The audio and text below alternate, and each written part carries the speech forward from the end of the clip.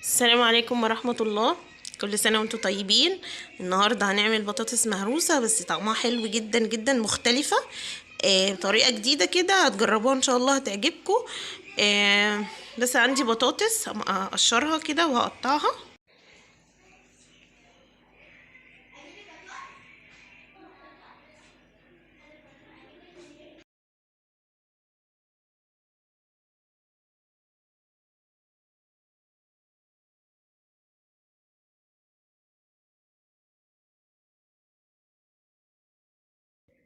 هنحطها بقى في حلة وهنسلقها، هنحط عليها مية وملح، يعني معلقة ملح صغيرة، وهنسلقها. لازم تتسلق كويس جدا. عندي بقى طاسة فيها معلقتين زيت كده.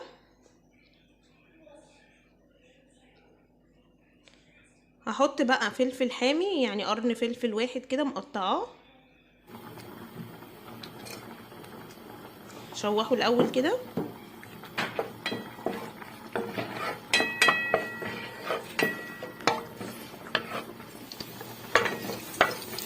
هيدبل شويه، بعد كده هكون مقطعه طماطم. كمان هضيف معلقه من هريسه الفلفل اللي هو الحلو مش الحامي، علشان بس البطاطس ما تبقاش حاميه، عشان انا كمان حاطه الفلفل اللي هو قرن الفلفل ده عشان ما تبقاش حراقه جامد على الولاد. هشوحهم برضو مع بعض كده.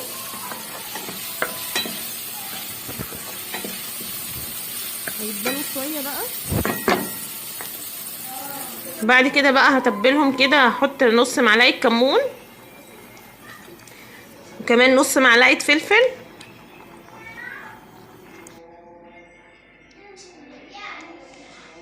هنشوحهم مع بعض كده.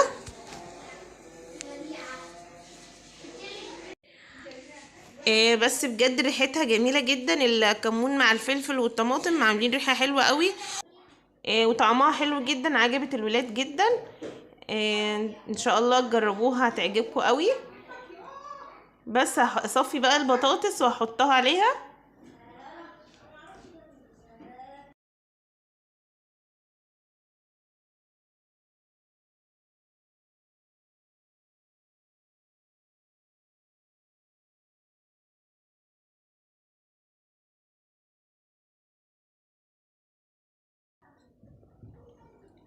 هنرص بقى البطاطس جامد علشان تبقى ناعمه كده ما فيهاش كتل. احط لها بقى معلقه صغيره من الزبده.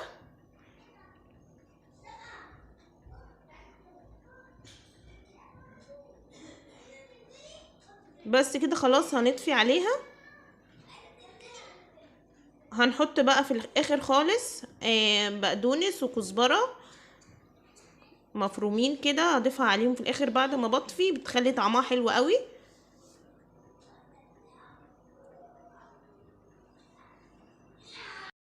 هنضيف بقى اخر حاجه الملح. ما ننساش بقى الملح في الاخر، نص معلقه صغيره. وما ننساش ان احنا كنا حاطين ملح على البطاطس واحنا بنسلقها عشان بس ما تطلعش مالحه معانا. بس ممكن بقى تعمليها سندوتشات للولاد في المدرسه، ممكن تنفع للفطار او العشاء. ممكن تنفع ان شاء الله للسحور. كل سنه وانتم طيبين. ان شاء الله لو عجبكم الفيديو ما تنسوش تعملوا لي لايك، والف سلامه.